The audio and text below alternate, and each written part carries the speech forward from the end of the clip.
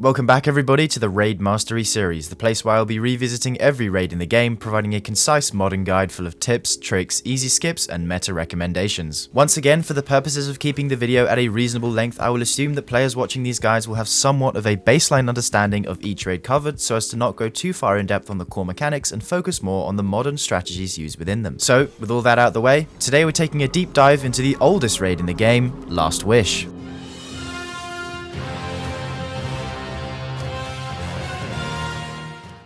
Entrance. To trigger the start of the raid, all 6 players must enter the first room in order to activate the voice line from Riven. Once the raid has begun, you have 2 options to quickly get to Kalli. Number 1, you load into the raid with a Strand subclass equipped, and once you can progress through the cubby, simply skip the jumping section by grappling straight into the next area, or, number 2, follow the on-screen out-of-bounds routes which get you to Kalli much faster than the people waiting for the cubby to open. Please note that if you try to execute these routes, only do so once the voice line has begun. You could be so much more. All you need to do is wish it. Come. I would quite like to meet you.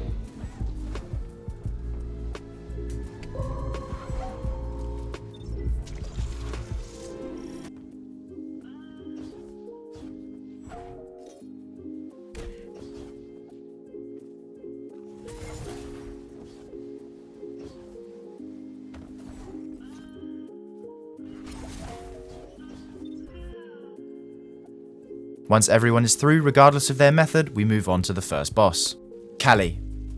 There are 2 ways you can approach this fight, the legit way or the fast way, and I'll first quickly explain the legit way. Scattered throughout the arena are 9 plates, each with their own corresponding symbol above them. In the middle of the arena, there will be 6 symbols present, and the goal here is to capture the plates with the matching symbols to the ones in the middle to unlock the doors during DPS in order to survive the wipe mechanic. This is how players used to complete the encounter back when the raid first came out, but nowadays, however, it's far more straightforward and much easier to do. So with that, here is how modern endgame players complete this encounter, known as Kalli trapping. Once the encounter begins, Kalli will teleport out of the middle and won't come back unless a player steps on a plate. The first plate stepped on will cause Kalli to teleport to said plate, and once she is damaged, she will flee. But there is a way of trapping Kalli at the plate, and all you need to do is begin the encounter by shooting Kalli, and the moment she teleports away, stick her with any damage over time effect that lasts 10 seconds or more. Good options for this are Anarchy or Necrotic Grips, but not Witherhoard since it doesn't last 10 seconds and is a bit finicky to hit. If you are the trapper, instruct your plate player to step on as soon as she's stuck, and Kalli should now be trapped on the plate and will remain this way until she is dead. The meta for this encounter is high damage precision weapons like slug shotguns, Izanagi's Burden, and golden gun supers. An important thing to note about Last Wish is that every single enemy in the entire raid is taken, including all of the bosses, meaning you should use taken spec on all of your guns since it's a 10% damage increase compared to 7.7% from regular boss spec. Each player should be using single or double slug in whichever burst super is most optimal for their class, which for Warlocks is Vortex Nova, for Titans it is Cuirass Thunder Crash, and for Hunters it is either Star Eaters or Celestial Nighthawk Golden Gun. As with all encounters, you will need a buff in the form of Radiant or Well, and a debuff from Tractor Cannon and Surges on your boots. For Kalli and Shuro-Chi specifically, if you're using double slug, I would recommend 2 Surges of one element and 1 of the other, as this is most optimal for your damage. Once Kalli's health bar is at or near 0, stop damaging her, wait for her to teleport, and once she returns, about a second later, hit her again and she should die. Bridge Transition.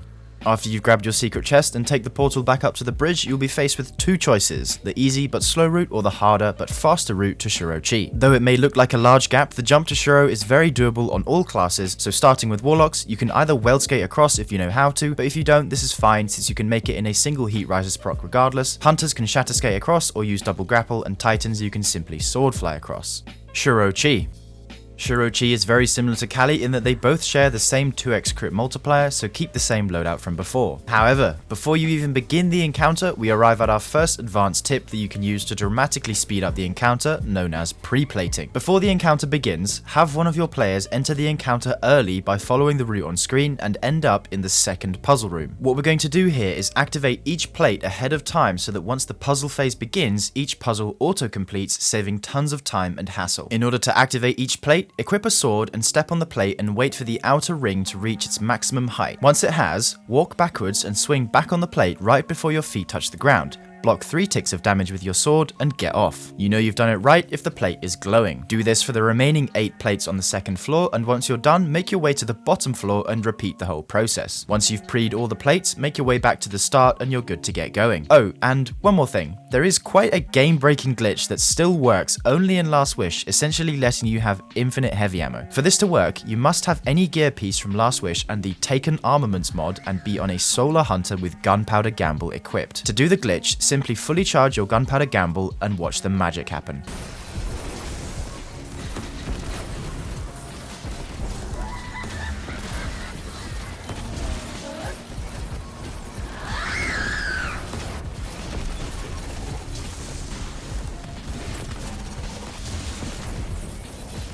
Let's just keep this a secret between us, okay? Progress the encounter as normal, using the crystal plates to break her shield by shooting your teammate to the right of you. Also, if you want to spawn the laser crystals faster, make sure you kill the captain and the knights before the rest of the ads, and you should only have 1 wave of ad spawns on the damage plate. Since you preed the plates, you won't have to worry about the puzzle at all, so simply focus on damage and the encounter should be over in no time. If you want it to be even faster, instead of waiting for the pre-plates beforehand, you can instead do them during the encounter. Simply send your plate player ahead of the group and they should still have plenty of time to complete the plates.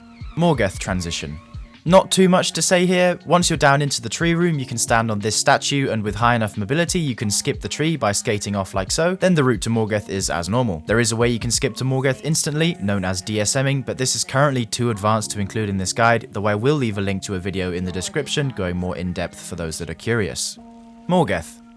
Loadouts wise, Morgeth has a 0.6x crit multiplier, so crit weapons like slugs are not recommended. Instead, most competent teams opt for high burst weapons like Grand Overture and complement it with burst supers like Needle Storm, Thunder Crash, and Blade Barrage. Start by picking up the Taken Strength in the middle and splitting your team 3-3 on both sides, instructing right side to have 1 player collect both strengths and instructing left side to have 2 players collect 1 strength each. This forces the right player to become trapped by Morgeth. Once the right player is free, they should once again pick up 2 more strengths, the left player 1 more strength each, and at this point the DPS orb will be spawning imminently. While this is happening, you can assign 1 player to perform our next tech known as Despawning first. This trick is only relevant to the player who begins the encounter by picking up the first strength, and all they have to do is simply stand under the bridge for the joining allies timer, and once they spawn back in, the strength they had should be gone. As a consequence of doing this, you gain an additional player who is able to cleanse any trapped players, thus relieving a significant amount of pressure on the team. Furthermore, in order for the damage orb to spawn, all orange bar enemies on the map must be dead, and make sure that before picking up the orb, every player is in position behind his back. If you've set everything up correctly, you should get a nice clean kill like so.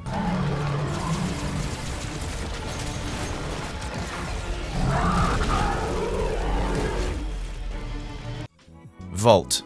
The Vault encounter functions much the same as it always has, but I will quickly give a brief rundown on how it works. Before you even begin to think about reading, make sure that every ad in the room is dead so that once you do start reading, the room rotation is already happening and the first captain is already spawning. To decide which plates are Penumbra or Antumbra, have your stairs player read their middle symbol first, then whichever teammate has that symbol on either their left or right, have them note the direction down, then proceed to have them call their middle symbol also, and repeat to the remaining player. This can get quite confusing, therefore I will run through a quick example. Player 1 is on stairs and has 69 fish, Spearneck, and U-Snake. They call Spearneck, and player 2 on rock says that Spearneck is on their left. This means that rock is Penumbra. Player 2 has Spearneck, Bird Branch, and Infinity, so they call Bird Branch, and player 3 on trees says they have Bird Branch on their left also, meaning that trees is also Penumbra. Player 3 has Bird Branch, U-Snake, and Single Fish, and they call U-Snake, which means that stairs is Antumbra. If trees and rock are both pen or both ant, that means that stairs is the opposite, but if trees is ant and rock is pen, then stairs could be either, so make sure not to assume the plate type if you're not sure. Furthermore, the room rotation in this encounter can be predicted based off the initial rotation. For example, if first relic is on stairs and after that trees is open, this means the current round is rotating clockwise, since trees is clockwise from stairs. You now know that rock is the next open room and stairs after that, which is useful to know for any relic runners since this avoids the need to call out which room is next. In terms of efficiency, you can speed up the encounter by doing a trick known as Underlight. Underlight booping, which involves the player using tractor cannon while having the Dreamer's class item equipped to push the captains out of the side rooms directly into the middle. This forces you below 1600 power, making you incredibly weak but also allowing you to damage the captain without killing him, letting you boop him into the middle, having your teammates kill him, then proceeding to instantly dunk on the correct symbol visible in the buff icon area. This totally skips the long walk around the edges, but it's not necessary, just a fun trick to speed things up. Repeat this for a total of 3 rounds and then prepare for the final boss encounter, Riven. Perhaps the most cheesed boss in Destiny 2's history, it would be a shame to break tradition. Begin the encounter by sending all players to the crystal room and first determine if Riven is in the correct location. To do this, scan the back wall, and if a shadow travels across it, you can stay put, but if not, head back to the lobby area and hug the right wall to trigger a joining allies. Alternatively, once the encounter begins, when you see your plate is about to open, start sword swinging and resist the pull by swinging more until it disappears. Since you're now at the top of the arena, you can traverse to the correct damage side faster, but how do you know what side it is now? This time, making sure your game sound is loud enough, listen out for a distinct rumbling sound that will spatially occur either left or right. And if it is right, this means damage is on left, and if the sound is left, you guessed it, damage is on right. Once you've arrived at the correct side, prepare yourself for damage. Unfortunately, wave frames and sun braces were recently patched on Riven. Regardless though, the general meta for this encounter is still swording her claw. Since I'm sure most people have been chasing a surrounded bequest for Crota's End, you're all in luck because it's also an excellent pick for this encounter. Make sure that when you're using bequest, avoid heavy attacking and spam light attacks instead, since this is more optimal. All you need to do here is leave the hobgoblins on the balcony and a few scions alive, and you'll never run out of surrounded, killing her in no time. If you don't have a good bequest, fret not, as the Lament is also an excellent option here. Once you get teleported, any warlocks running heat rises can attempt a phalanx boop like so, or you can try a Lumina grapple, but don't be like me and fly too close to the sun. One last tip I can give for this encounter is to instruct any hunters on the team to save their golden gun for final stand, because it can one-tap the last chunk of health. While it isn't necessary, you could also swap to the fourth horseman to kill the heart faster. Moving on to the final encounter, Queenswalk.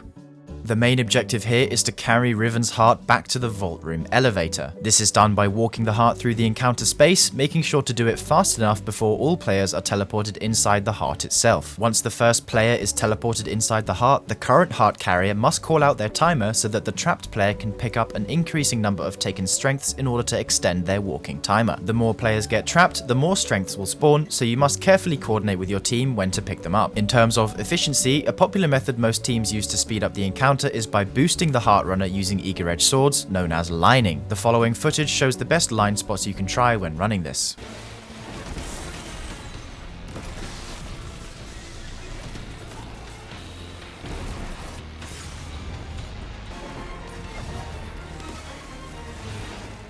Furthermore, once you reach the vault room, you have the option to perform what's known as the vault skip, which involves one player parkouring above the stairs wall and waiting to pick up the heart from the other side once it's dropped. The jumping sequence can be seen on screen now.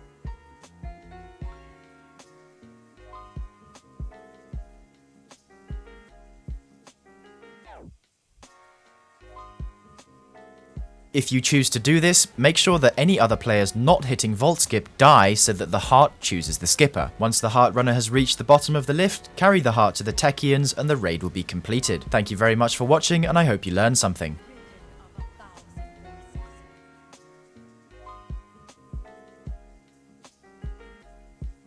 Oh, I used my wealth.